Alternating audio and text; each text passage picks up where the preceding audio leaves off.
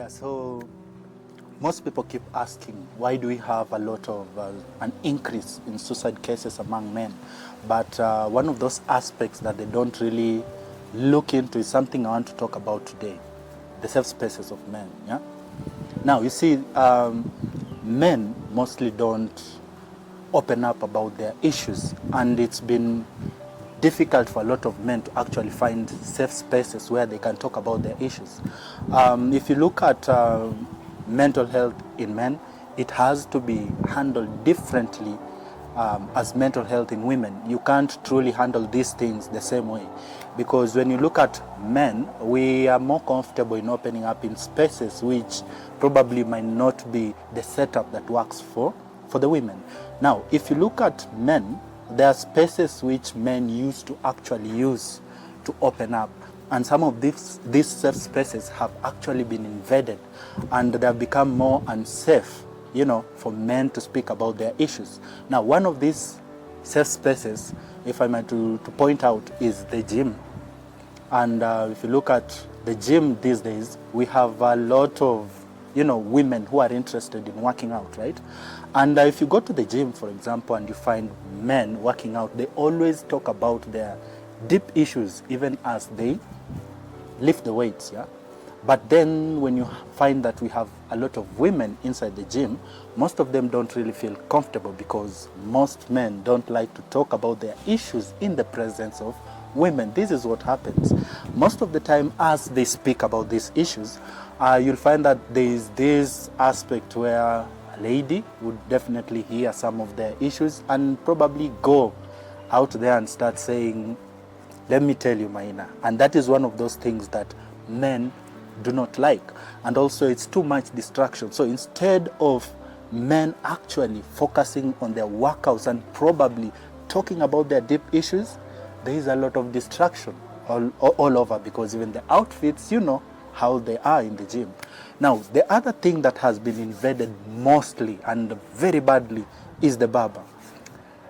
Barber shops back in the days used to be very sacred, because there was a bench out there where just men who didn't come to actually shave would just sit there and discuss their issues, listening into the conversation, And then we have the aspect where men come into the gym, into the barber shop, and when it just starts with a hi, when they're talking to the barber, right?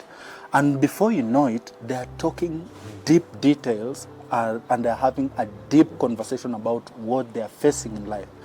And there is this intense and intimate, if I might say, quote unquote, there's this deep connection that most men have with their barber. And that is why it's usually very difficult for a man to even switch their barber easily. It takes a lot, because there are these conversations that most of the men usually have with their barbers that even probably their spouses have no idea about, or even the person they're dating or back home, because it goes beyond just the normal conversations.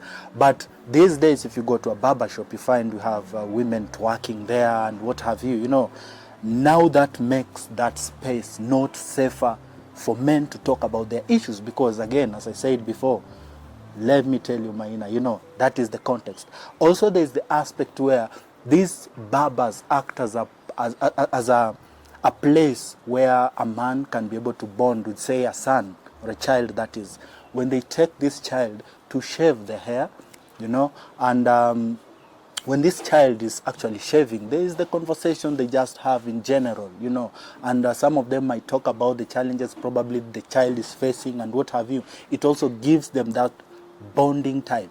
But again, these spaces, since we have people twerking on the other side, a man who is very responsible can barely come with their child in such a place. So even the bonding time between a man and a son, it's cut off.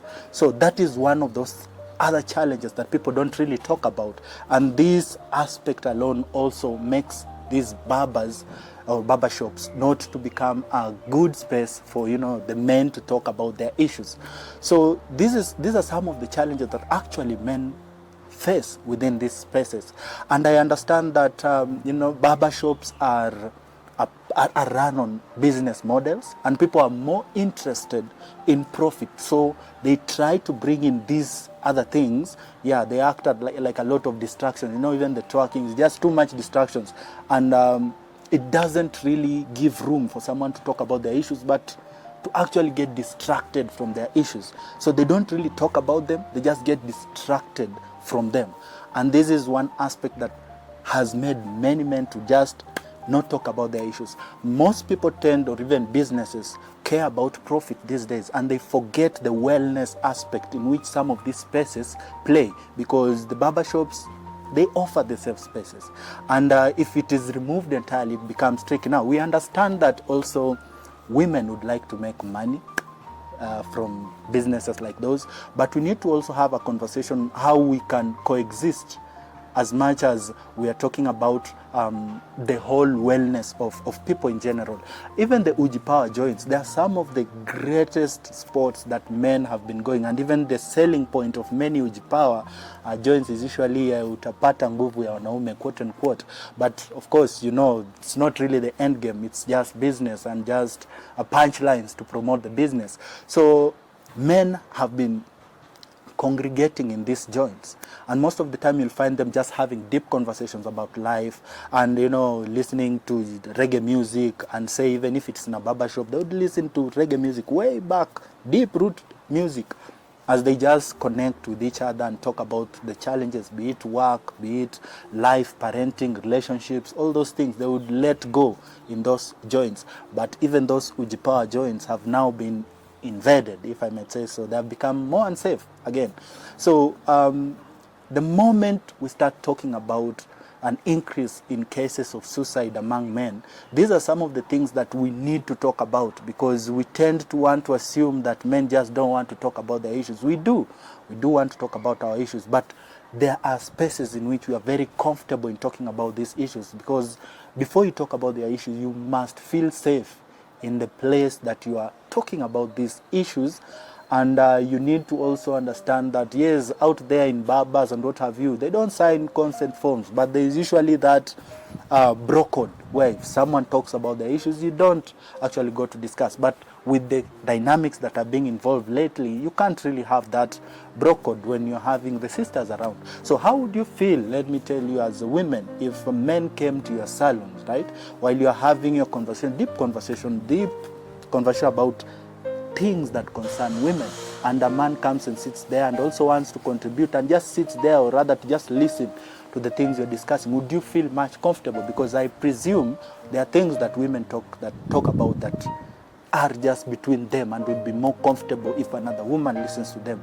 But in this context now, imagine these are problems that actually involve men, and men have this perception: if I am to talk about my issues, then another man will be at a better place to actually understand my issues than a woman, you know. And we need to also factor in so many other aspects which are involved in such a context. You know, it's not easy to bring a man to just talk about their problems. Even how close you could be with some, they would still want to feel more comfortable to open about their issues. So we need to discuss about how we can coexist in such setups. And from even research, men are more comfortable to even talk to their barbers than mental health practitioners. And that is one of the things that people forget. And these places actually are safer for men. So we need to work on how to make ourselves coexist. And one of those things I've always proposed and pushed for, we need to have separate gyms for the men, another separate gym for the women. And I think even the women themselves will greatly enjoy just having a gym where they work out on their own, and men having their place where they work out on their own. And we need to also have, and businesses need to promote, say, barbers which are exclusively for men, and it will enable us to have more safe spaces for men, because these spaces have been invaded even in campuses, and out here, even in the public. Most of them have been invaded. And now I understand that women also would like to enjoy some of these things, say the Uji Powers and nini, but they need to also understand that these are some of the safe spaces, and if you don't care about these men, you're gonna lose them because they don't have safer places to open up. So that is one of the things I wanted to point out today, and I believe that this is an interesting conversation that we might also revisit, because there are so many other aspects to it that I've probably not touched. But if you have any that you'd like me to discuss, just drop a comment in the comment section, and we'll be able to revisit this. Thank you.